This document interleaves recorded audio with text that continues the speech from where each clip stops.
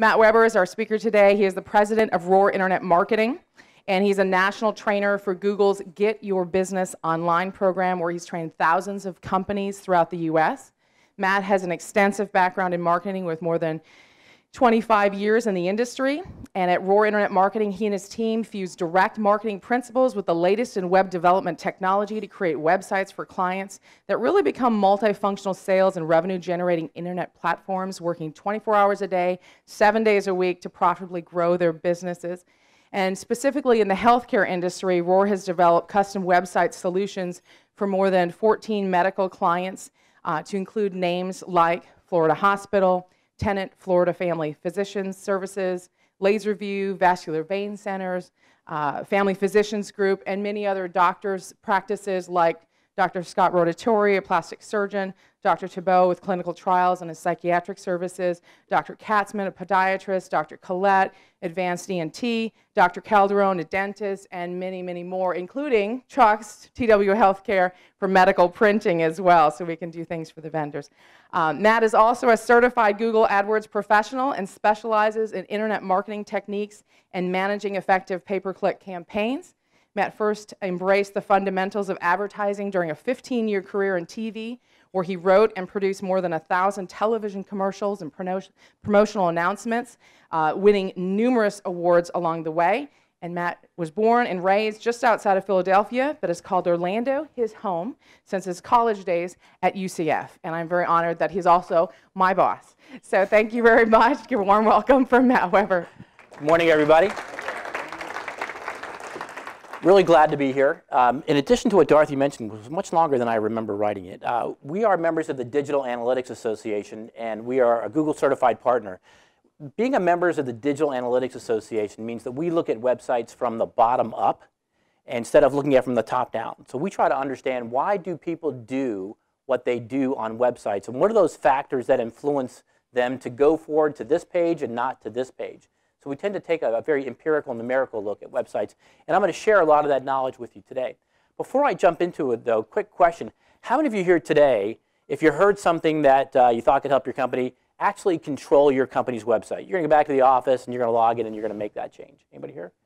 So a couple of you. Now, how many of you here are in a position where you don't actually control the code, but if you heard something today that you said, wow, we got to do that, you're going to pick up the phone, or you're going to email somebody, and you're going to say, we should do that? Is that a couple of you? Okay. Great, fantastic. So today is about a very non-technical presentation. So if you came this morning to hear about algorithms and JavaScript and C# code, you're going to be disappointed. Because today is about things that you can do very, very simply to increase the profitability and productivity of your website that require little to no technical expertise. But before we jump into that, though, I'm going to hope that this conversation is not happening at your office anymore. Right? I think most of us have finally had the epiphany that says the internet is not going away, and we need to figure out how to use it as a powerful medium. And some of your competitors are succeeding right now at using the internet as a very cost-effective way, and most importantly, measurable way to drive leads and sales. Before I dive into the 9 tips, I want to just give a little bit of context here and tell you what today's presentation is about. It's about these 9 tips for sure. But most importantly, though, I want you to walk out of here today with one big changed perception.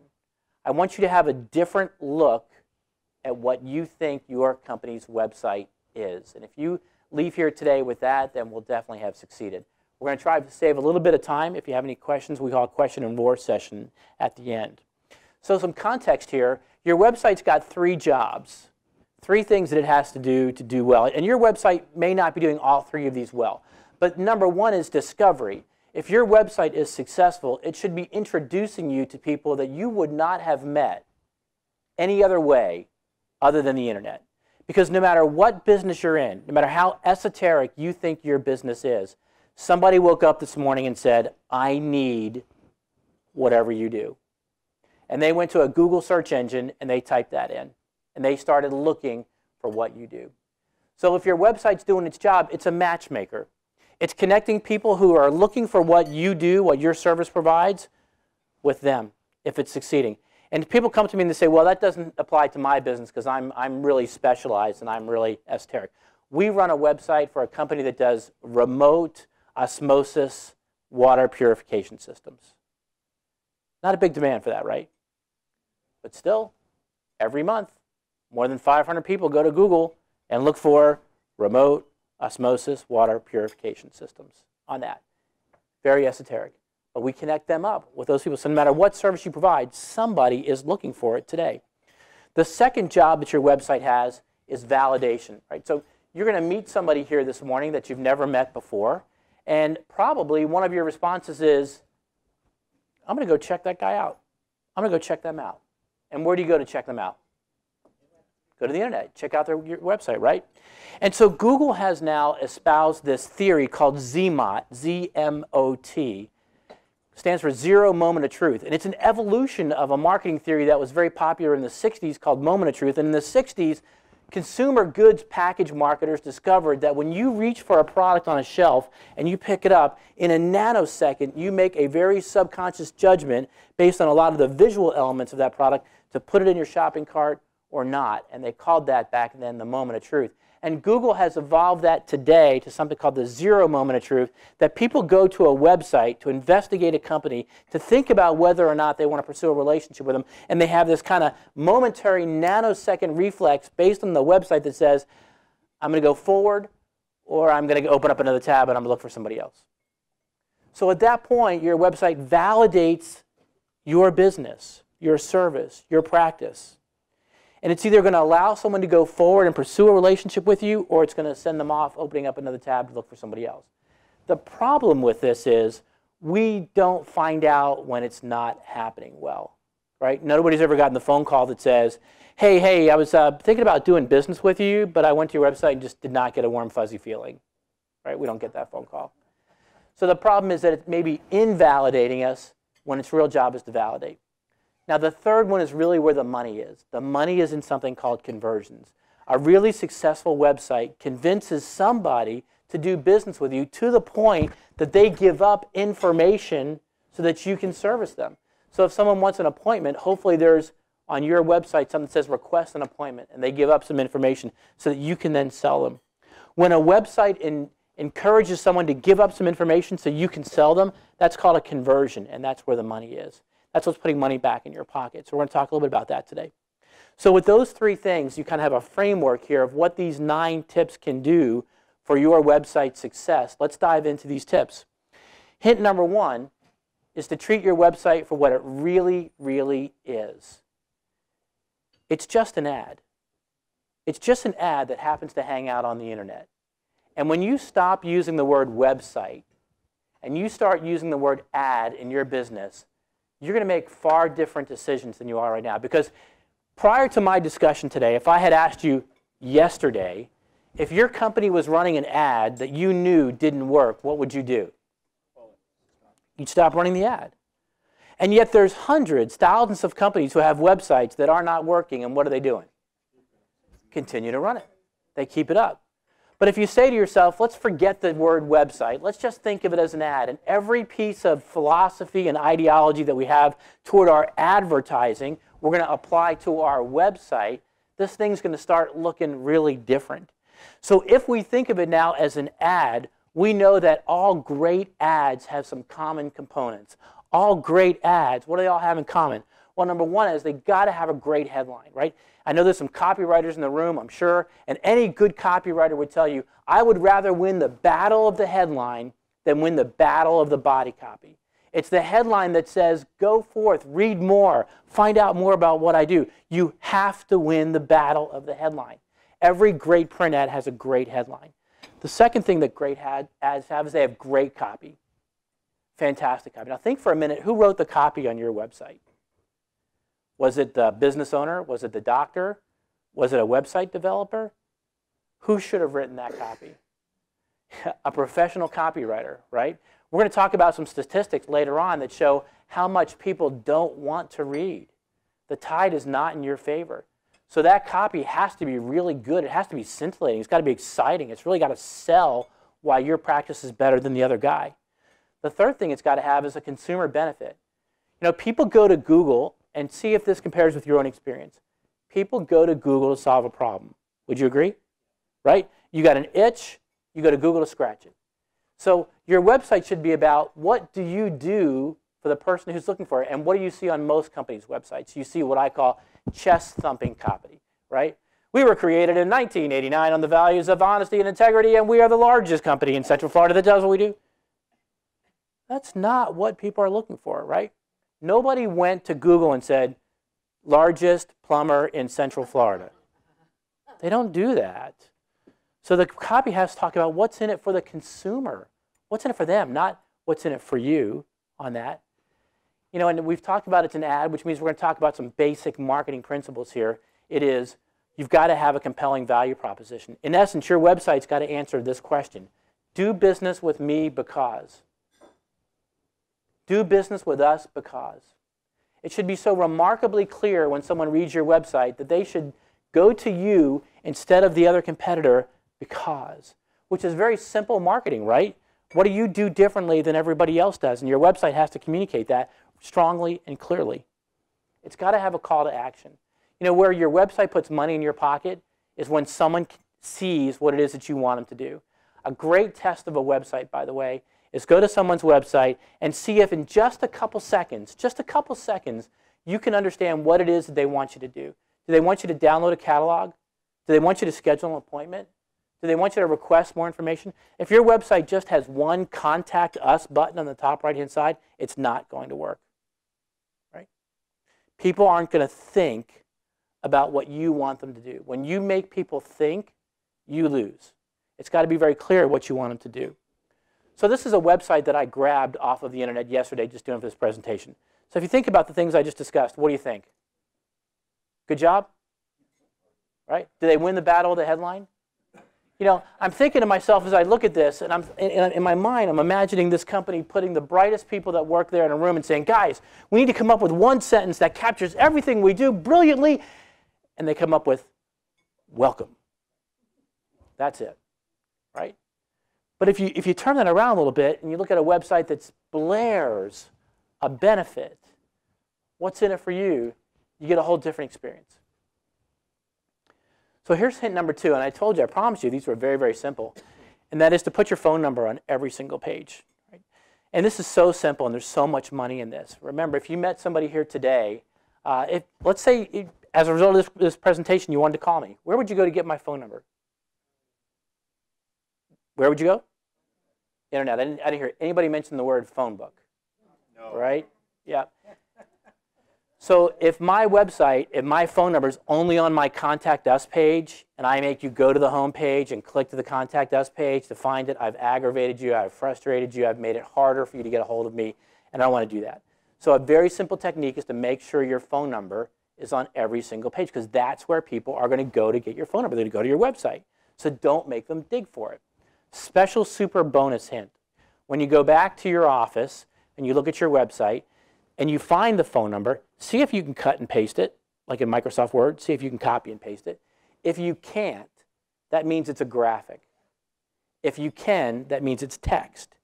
If it's text, that means when somebody uses it on a phone, that click to call functionality is going to show up, right? You can just click on it. If it's a graphic, the phone doesn't know that it's a phone number. Right? So you want to make it easy for people to call you. But let's elevate this discussion a little bit bigger than just phone numbers, and let's say, how hard are you making it for people to get what you absolutely want them to get on your website? So an exercise that we ask people to think about is simply called a click scale. And that is kind of on one side of a little piece of paper, on the left-hand side, you kind of think through and say, you know, the most important thing on my website is this, right? What is the absolute couple things that you want people to get to? Because not all pages are equal, right? Maybe you've got a catalog, maybe you've got a brochure, maybe you've got a picture of your Meet the Team because you think that's important. Whatever it is that you think are the gottas that people have to get to in the website. And then on the other column say, how many clicks does it really take to get there? Right? So are we making people walk up 3 flights of stairs to get to the one thing that we want them to get to? So you may rethink how your content on your website is arranged by how much effort people have to get to them. Now, I'm not going to ask you to take notes. I wouldn't do that, but I would ask you to give some thought to this sentence. You will never lose money overestimating how lazy people are on the internet. And I say that with all sincerity because, listen, I've looked at a lot of analytics. I've looked at a lot of data. And I can tell you with total conviction This exhausts people on the internet. This is extremely tiring for people. They do not want to do this.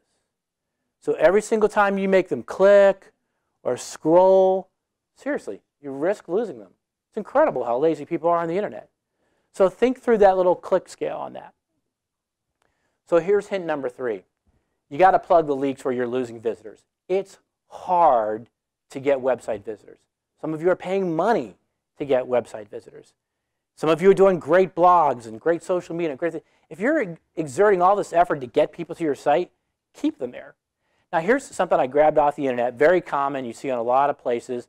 It's a page on a website where they say, hey, we do business with these other people. These are our partners. Sometimes you'll see it on a website that says, these are our vendors. On medical websites, you'll say, well, we use equipment from these companies, or we endorse these companies. And they have, when you click on those logos, they go to the other people's websites. So what do you think happens when you give someone the chance to leave your website? They leave, right? So here's the analytics from that page, and it's showing that that particular page was visited 39 times. In this time period, of those 39 visits, 25 of them, they left the website from that point. So 64% of the people that got to that page just walked out the back door, right? There's a reason that 7-Elevens don't have back doors, because they want you to walk past the cash register, right? Sales would go down at 7-Eleven by 40% if they put a back door. See, and you work hard to get visitors to your website. Keep them there. Do whatever it takes to keep them there. Don't give them to somebody else. Here's tip number 4, and a lot of health providers have this. Do people really want your newsletter? I mean, how many of you have something on your website right now that says sign up for our newsletter? Yeah, a couple of you? Okay, right? You're finding that that's not working as well as it used to? Yeah, it's not. Why isn't that technique working the way that it did 3 years ago, 4 years ago, when you got that little box that says sign up for our newsletter? People don't want to get more email, right? How many of you woke up this morning and said, man, if I could get more email, life would be great. That'd be awesome, right? Yeah, and that's how people interpret that box now. When they say sign up for our newsletter, their brain reads that as get more email. And who wants that? Nobody wants more email. But here's the challenge in that, particularly in the health arena, is that email is really profitable. It's a fantastic marketing channel. In fact, you can see that for this statistic, email averaged $40 in return for every dollar spent. And today, although it's decreasing just a little bit, email for most small businesses is the highest ROI marketing channel out there. And the reason, if you think about it, is pretty simple, right? So let's say I go to your website and I don't do business with you today for a variety of reasons, right? Life happens, right? You know, something happened, but you get my email address, and 3 months from now, you email me, and it results in a $750 purchase for you. Well, what's your ROI on that, right? The cost of email was probably pretty close to zero, and you got a $750 sale from me. So the ROI on that is phenomenal. And I think we've all heard the old adage, how many times do you have to ask people, in essence, to get them to buy something? 7, you've heard that old adage, right? I mean, how many of you are in a business where the first time you approach somebody, they say, yes? I am not in that business, right? So if we have to touch people over and over again, there is no more cost-effective vehicle to do that than email. Now, 40% of businesses out there are not trying to grow their email list, and yet it's been said that 70% of businesses are collecting email addresses in one form or another. So we're collecting them, but we're not using them to grow our business through marketing. So can we still get someone's email address on the internet to use as marketing? Yes, we can. We just have to change our approach. We have to give up value, right? You got to give something. So here's a company that says, hey, don't just sign up for our newsletter, but what are you going to get? You're going to get promotions, you're going to get recipes, you're going to get coupons. You got to give something in order to get. Now here's our other challenge now as marketers. How many of you have more than one email address? Raise your hand. And then guys, look around the room for just a minute. How many of you have more than 2 email addresses? 3, right? How many of you have more than 3 email addresses? Keep looking around. How many of you have more than 4 email addresses? Look at that, right? And just quickly, how many of you have more than 5 email addresses? Okay. Now, of those of you that raised your hand for more than 2, how many of you got an email address specifically so you can put in forms on the internet so you know you don't have to get spammed, right? Okay. Here's our challenge as marketers, right? Not only do we now have to convince someone to give us an email address, we got to convince them to give us the right email address, the productive email address. And the only way to do that now is you got to give to get, right? I mean, on a business, you got to give to get. Give us something of value. So on the screen, here's a Vein Center that has a quiz. People love quizzes on the internet. If your Facebook feed isn't littered with people that, I just took the quiz to determine which theme song I should have. Oh, my God.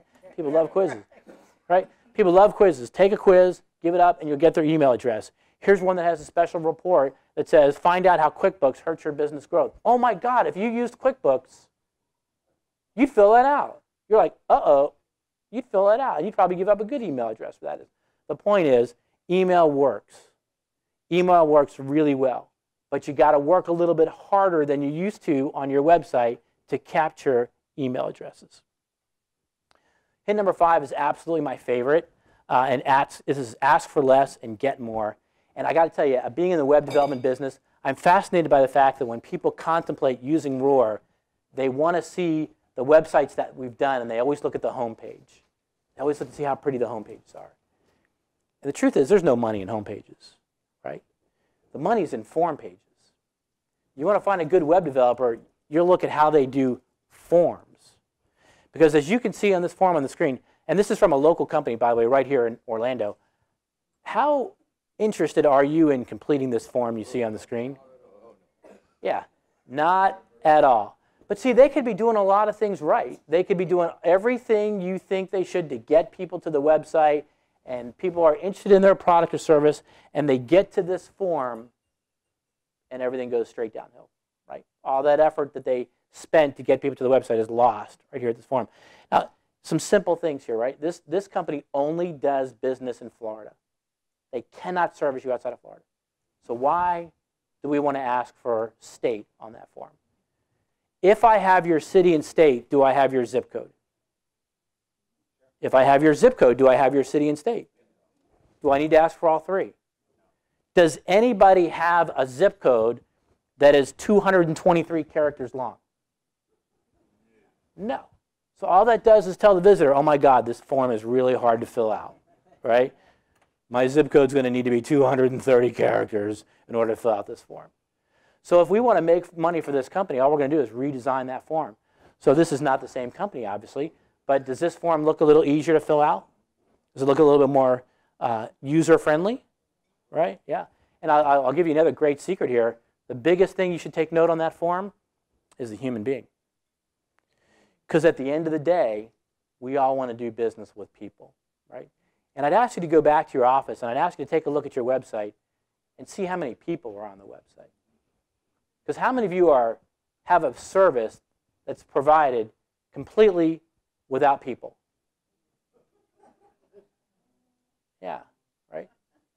Yep. And people want to see people like them. People want to see warm, friendly people that are going to take care of them no matter what the business is. And we do it all. We do business to business, business to consumer. We do weird stuff. We do it.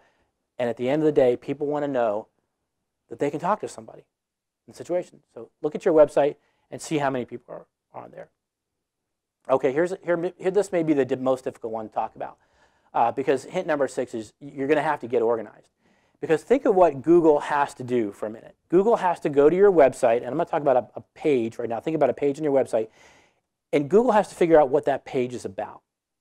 That's all it's really trying to do.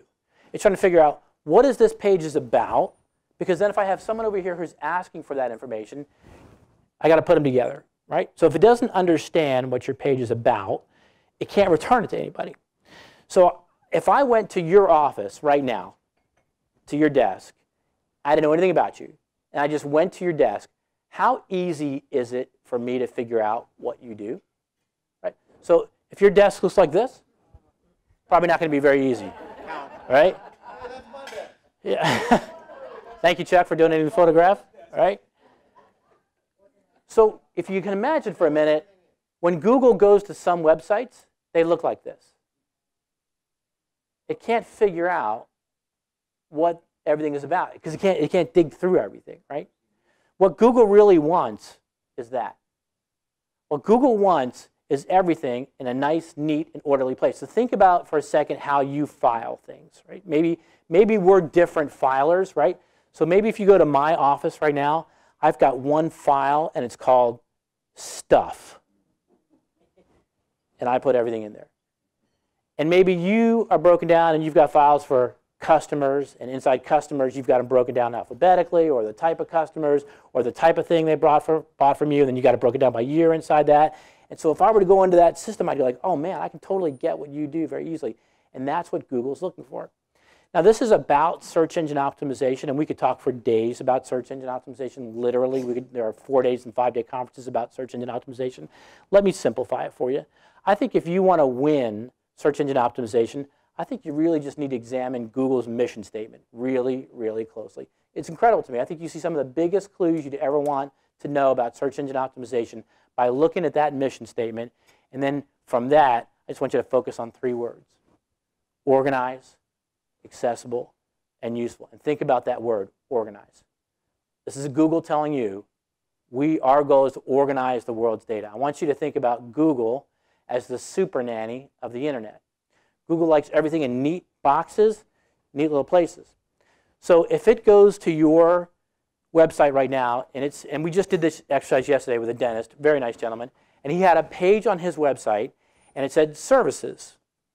And on that one page, it said, we do teeth whitening, we do caps, we do root canals, we do fillings, we do x-rays, we do general cleanings. Well, Google gets to that, and it says, what's the page about? It's about this and that. It's that big pile of stuff, right? You see, when your website is really well organized, it kind of looks like this. It looks a little bit like your family chart, where all of the pages that have similar content are all lined up with each other. And the pages about another type of content are all lined up under each other here.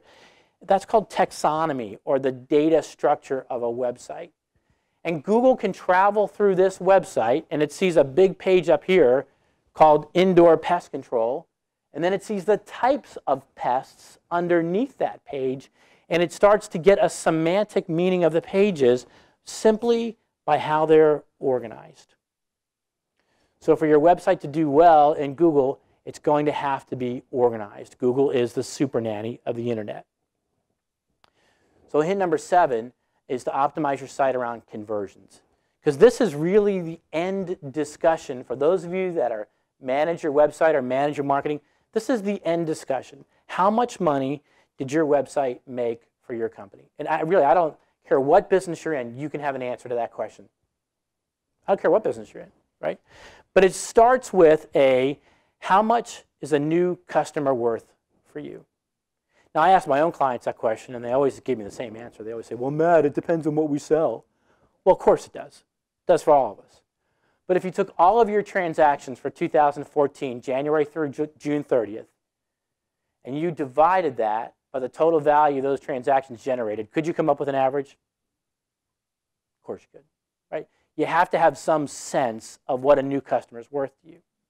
So if you know that, and if there's something on your website that says, hey, schedule a consultation, schedule an appointment, and you know how many times somebody fills that out, that they become patients, you start getting a dollar value of what is it worth every single time. And I'll share some numbers with you. We run a vein center, and the vein center gets $1,700 on average for every patient that they get. And they know that 33% of the people that fill out the form on the website that says schedule an appointment become a patient. Okay, so what's that worth to them? It's worth a third of $1,700, right? So now we know at the end of the month, did the website help us financially or did it not? And it starts changing this whole conversation. But the end game is measuring how many people did the thing that you want them to do, which is schedule an appointment, download a catalog, whatever that is. See, people come up to me and they go, oh, my website gets 10,000 visitors a day. It really doesn't impress me. But if you looked at me and said, hey, 23% of the people that come to my website fill out the form that I want them to fill out, then I'm really impressed. I'm really impressed, right? Because if I offered you 2 rooms, right, in this hotel, and a room over there has 10,000 people and I knew nothing about them, I just collected them off the street, and there's 10,000 people there. But over here I had a room of 100 people that I was absolutely, totally sure were interested in what you do. Which room are you going into? Going to that one, right? Yeah. And that's what the internet allows you to do on that. So the end game is how many people did the thing that you want to do on that website. So it's really a very simple plan when you think about it. We want to get a Google searcher who's already looking for what we do, because they're the easiest to sell, right?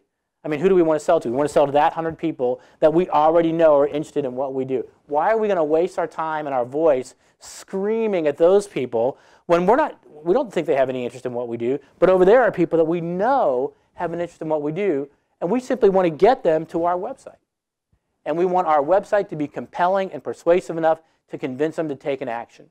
Call, fill out a form, download a catalog, download a special brochure, take the action. And when they take that action, they become a lead. And then you can measure how many of those leads do you actually turn into patients or new customers. And when you put this plan in place, every one of those steps you see on the screen is measurable. And now when you measure them, we can fine-tune them. We can change some of the factors and say, okay, let's improve each and every one of those steps so that ultimately we're a lead-generating machine. So what is the KPI, the key performance metric? I think if you're a business owner in the room or if you're a marketing manager in the room, I think you have to know the answer to this question. What percentage of people come to your website, do the things you want to do, or turn into conversions, right? I mean, that's the overarching end game about your website. So if you don't know that number, or if you're not satisfied with that number, that's the starting point to change the ad. The ad is not working. If the ad's not working, then you gotta replace it, just like any other ad. So tip number 8, let me speak specifically to business owners here for just a second, is you want to be a website owner and not a renter. You know, here it is, 2014, the internet's been around for, you know, let's say a long time now. And yet, once a month at least, we still get somebody come into our office and we have to tell them that they don't own their domain. They might own their website, but they don't own their domain, which is like owning a building on land you don't own, right? Because back in the early days of the internet, website companies, people, they would register their domains incorrectly. And so what I wanted to ask you to do is to go to fasterwhois.com, that's fasterwhois.com, and type in your website address. And what you get back should look a little bit like this. And when you look at that, whoever name is on the registrant category in the top is the legal owner of the website. It doesn't matter if your name appears as the administrative contact. It doesn't matter if you appear as the technical contact. It doesn't matter, as most of the people tell me when this happens, I've been paying a bill, I've been writing a check for 48 months, for 4 years. It doesn't matter if you've written somebody a check for 4 years. The name underneath the word registrant is the legal owner of the domain. So if that's not your name, you got to act quickly. And you got to get that into your name. You got some homework to do. The other little tip here I'm going to give you is that there's one email address that they send the notifications to that says, hey, this domain's about to expire.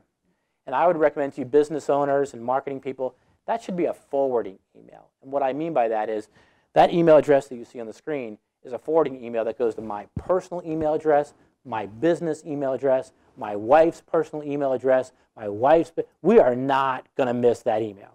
It's not going to happen because I got to go into 5 different places. And if you don't think this can impact you, I got to share a story with you. We run the website for an organization called BOMA, Building Office Managers Association, and they owned a website, BOMA.com. That's it, BOMA.com, BOMA.com. And due to an error in their original website company set it up wrong, the domain expired. They lost it. Now, you might be saying to yourself, that shouldn't be a problem because who else wants a website called BOMA.com, right? Sure enough, somebody snagged it, guy in Wisconsin. We send him an email, and we say, hey, we'd like to buy that domain back from you. He says, no problem, $8,000. $8,000. There's no laws. It's the Wild West out there. What is the guy going to do with a website called BOMA.com unless you're not a BOMA organization, right? But he held it hostage, and that's what happens, and that's far more common than you think it does. So you got to make sure you secure your domain. Think about all the stuff you've got your domain, your website address on, and think about the awful occurrences if you had to change that. And I've seen that happen too. I saw a company that lost their .com and eventually had to go out and get the .net version of it to try to stay somewhat in sync with it, and they had to redo everything that website address was on. So take a couple steps and make sure that your domain's in your name. Now they have a new technique out too. For those of you that own more than one domain, and I'm sure most companies now own more than one domain, most of the registrars now allow you to sync It's called sync all of your domains, because if you own 12 of them, and this one expires in October, and this one expires in April, and this one expires in June, you can click a little button now, and they'll sync them up so you've only got one date to remember no matter how many domains you own, which can make this a lot easier. So last tip, you want to stay under the reading limit. So we know a couple facts that can help you. Fact number one we know is that the average time someone spends on a website page right now is about 30 seconds. And that number is going like this. Right? Okay. Now, the other thing that we know that here in the United States, the average person reads about 120 words a minute. So we can put those two numbers together and we can say, well, how many words should we have on a website page? Dan was doing the math? 60. Yeah, 60 words, right? Big words, right? Yeah. Now, probably not. 60 words is not a lot. If you don't know what 60 words looks like, that's exactly 60 words. Okay. That's exactly 60 words. So what I'm telling you is I don't want you to go back to your office and start counting words. I have more than 60 words on many of my pages on my website. The point that I want you to leave here with is that the tide is not in your favor. You are sailing against the wind. So if you've got more than 60 words on your website, I'm going to assume that you do on a website page, they'd better be great words. They had better be very carefully chosen words. They had better be extremely well-written words. Because if you are the person designated with writing website copy, when you put your pen to paper or your fingers to keyboard, you do it knowing that people do not want to read what you are about to write. You write it with the notion that if you had to get someone's attention as if they were walking out of the room, turning their back to you, and you had to say something to get them to stop and think about your website. What are you going to say to them to get them to stop? Because that's where they are. They're turning their back to you, and they're walking away, and you have to write with that mentality. So that's tough, right? And I look at a lot of websites. And I see that most people mistakenly design websites for elephants. And what I mean by that is, and I think, look at your website from this perspective, I think that somewhere in their subconscious, somewhere in their heart, they believe that someone's going to go to their website, sit down, take a deep breath, and read every word they've written and memorize it. I believe that many websites are written and designed with that idea in mind. Is that how we approach websites? No, the real world is we're squirrels when it comes to websites, right? We run to one page and we open up a headline, we look at a headline, then we look at a picture, then we open up another tab, then we look at another website, then we look at a caption of a photo, then we run to another one, we look at a headline, right? We all have ADD on the internet. It's okay, right? So you've got to design websites with that in mind. So the challenge for this, why is designing websites tough? Why is it tough? It's because consumers want your website to be like 7-Eleven. In their mind, they're going to go to your website, grab what they need, and run out. That's the way that they approach your website. Google, on the other hand, wants your website to look like a library. The truth is, it's got to be a rich, deep, deep resource of information about that particular topic. It has to be organized in order for it to be returned. And that's what makes website development and design hard, is the intersection of that. So look at a couple examples here. Is this designed for elephants or squirrels? Absolutely elephants. Buddy, you have really got to want this service to read this, right? And this is, I just grabbed this off the internet, didn't make this up myself. How about this? Elephant or squirrels? Elephants, right? Is there anything about that design that makes you go, yeah, man, I got to read that, right?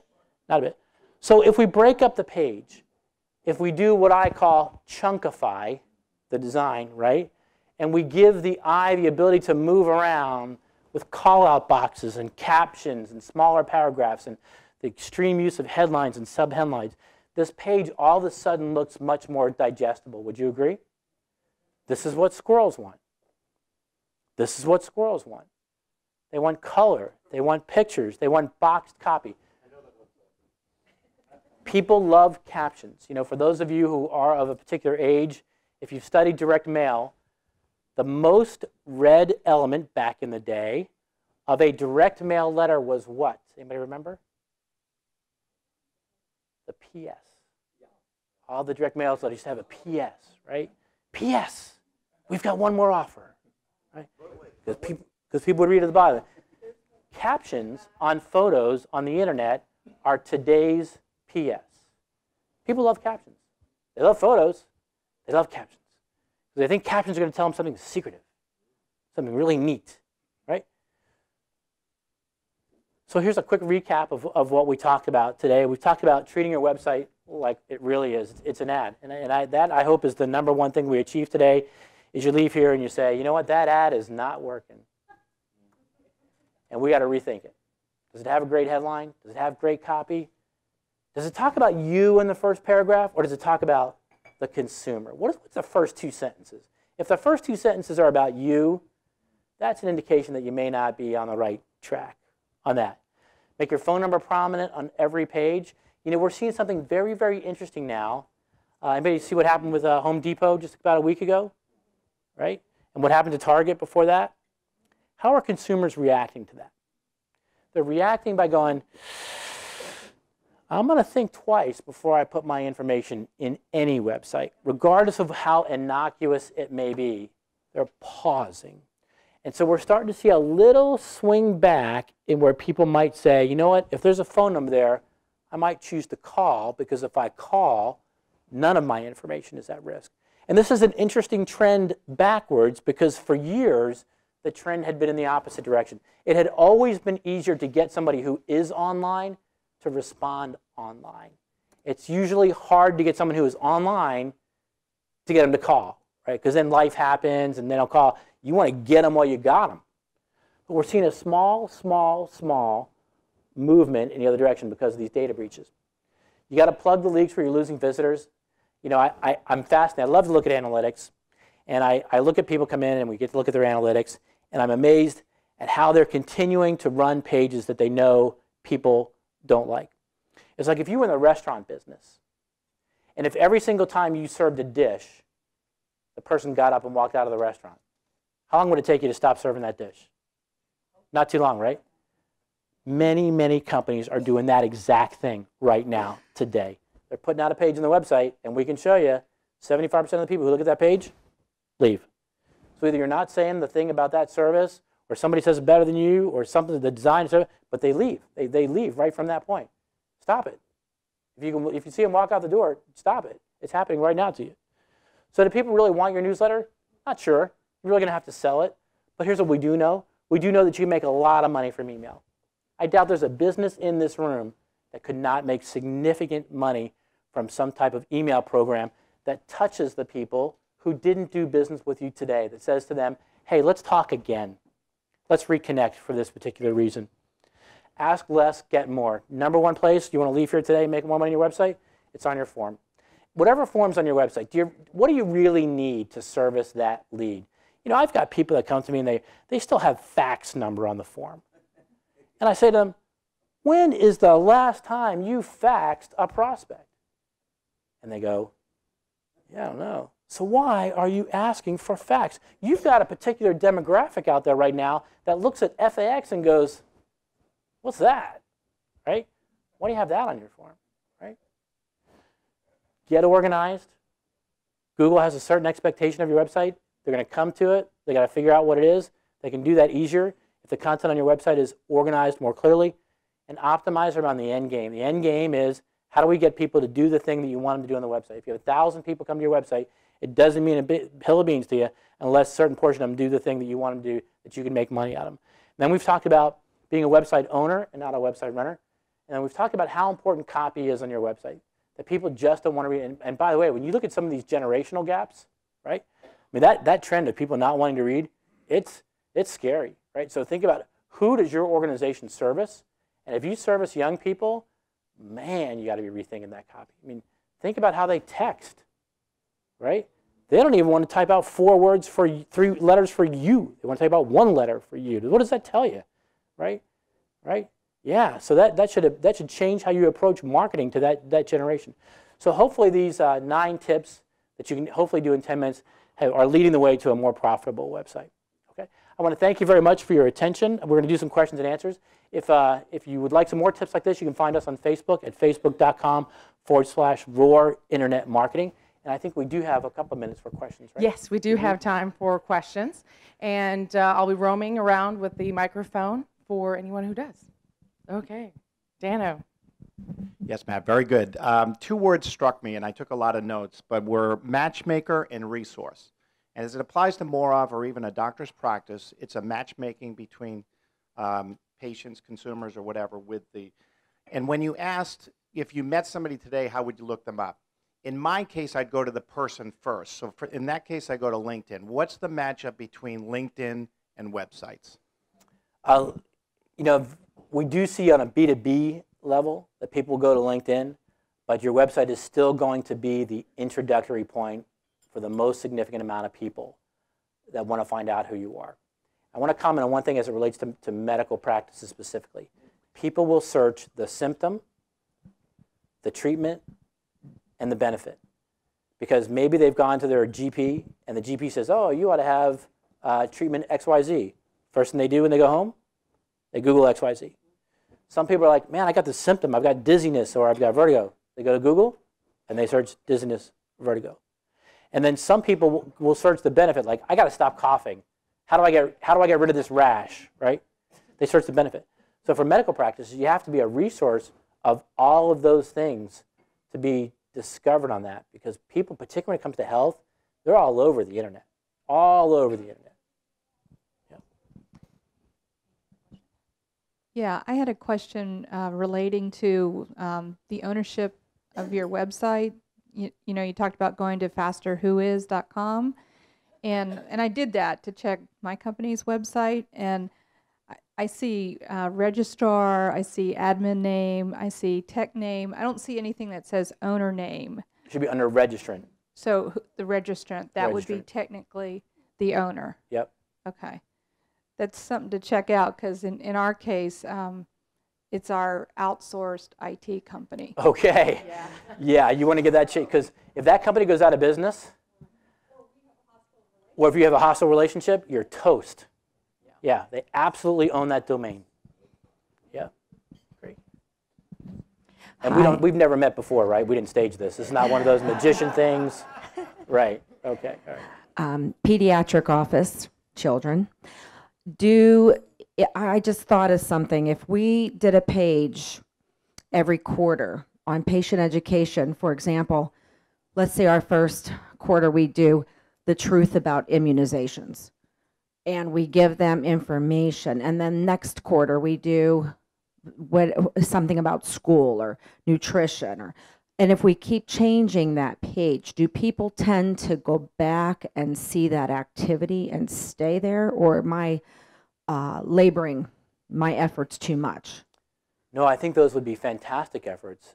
So much so, I would say it needs to be done far more frequently than once a quarter. Okay. And technically, you wouldn't change the page per se, but you would be simply adding content and increasing the content. And a most common way to do that would be to have a blog. And if that blog is within your domain, so if you're pediatricoffice.com/articles, and then this is where your blog would be, back in the day, a year and a half ago, we would have our blog on a separate website address, and then we would have our website on a different website address. Today, the best practice is to have them together. So as you're adding this content, you're adding to the resource value of your website address, which helps Google say, ah, this is a resource about that particular topic. And then one small hint. As you think about that, you want to think about that chart that I showed you, this structure, because maybe you want to have a grouping of topics. This is all about immunizations, and a couple articles about specific types of immunizations. And then another grouping of content that is about, let's say, rashes, and then a couple articles about different types of rashes. Because then Google says, wow, here's a block of organized content about immunizations, and I'm more likely to return that to somebody who's searching for immunization information.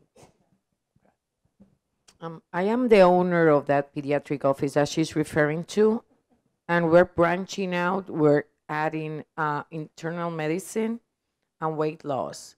Should we have 3 different websites, or should we combine everything together? Wow. What an awesome question, by the way. And we're right now in the kind of a middle of an intersection. I think there's some more thinking to go into it, but let me offer you two alternatives. We used to build these large, omnipotent websites for companies that were all about different things, and that's the way that we think of it. If you look at car manufacturers, for example, and see how they market themselves, they now have a website devoted to the Toyota Camry. And they have another website devoted to the Toyota Corolla. Do they still make the Corolla? Okay, Toyota Corolla.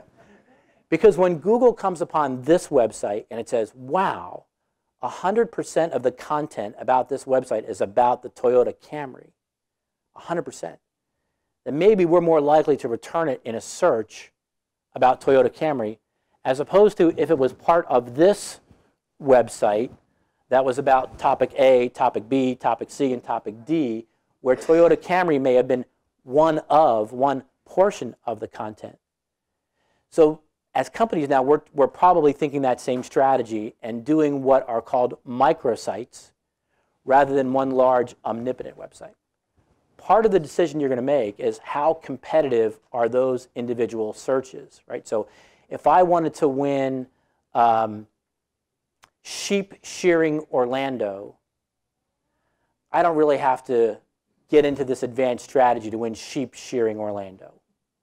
If I want to win family hotel Orlando, I got to do it all right. Weight loss is extraordinarily competitive. To win any type of weight loss related term, any type, you are going to have to play at a Wimbledon type level. You are going to have to execute everything flawlessly to have any hope of winning it. And in that case, in that specific case of weight loss, I would say you would want to devote an entire domain, an entire website to that content if your goal is to rank organically, because that's an extraordinarily competitive category. Thank you.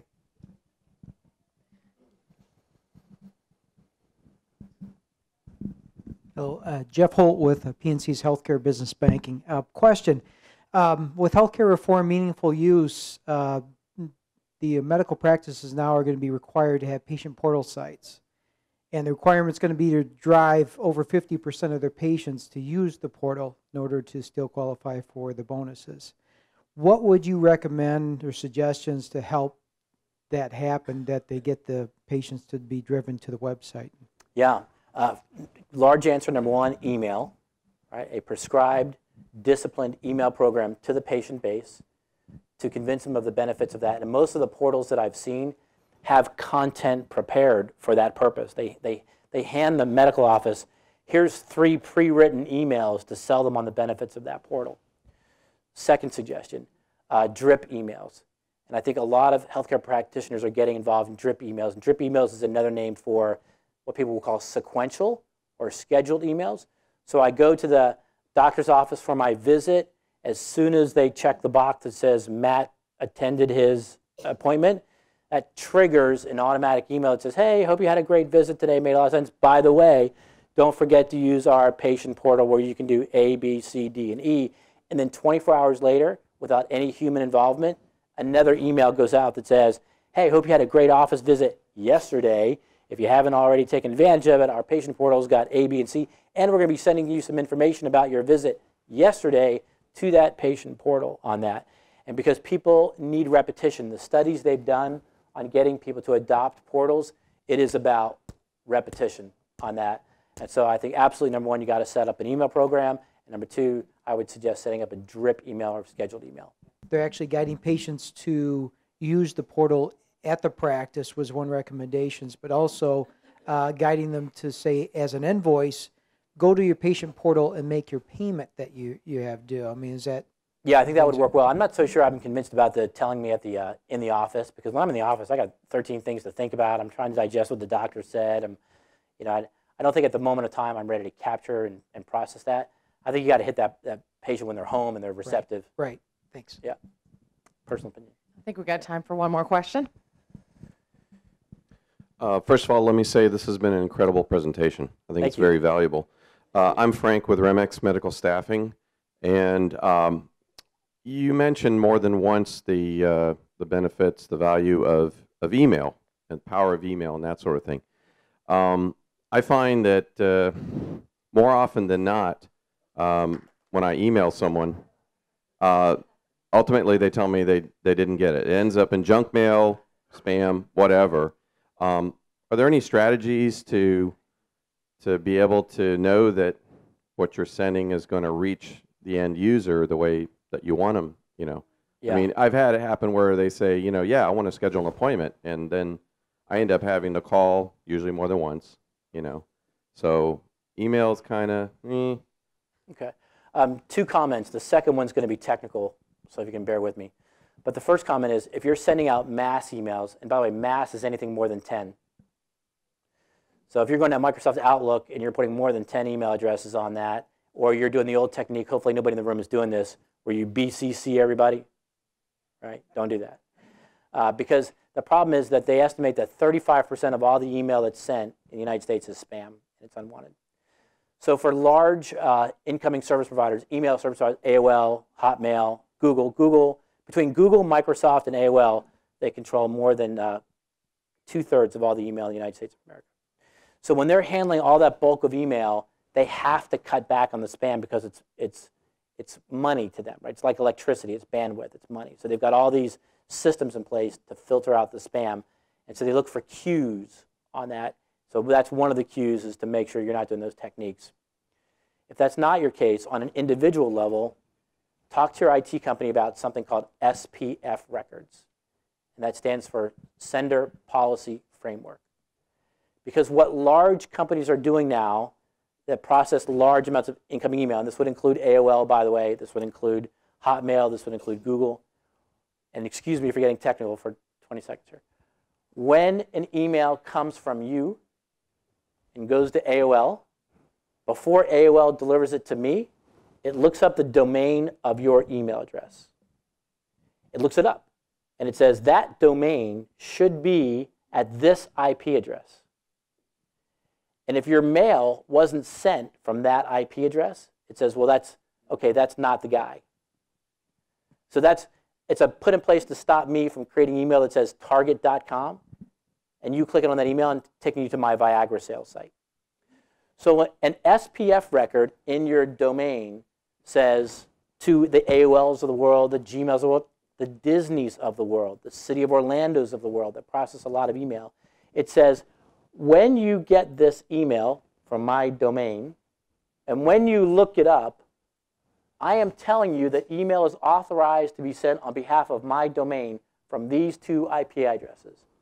And the receiving email company says, oh, the email is indeed coming from that IP address that you said it should, therefore I'm going to let it go.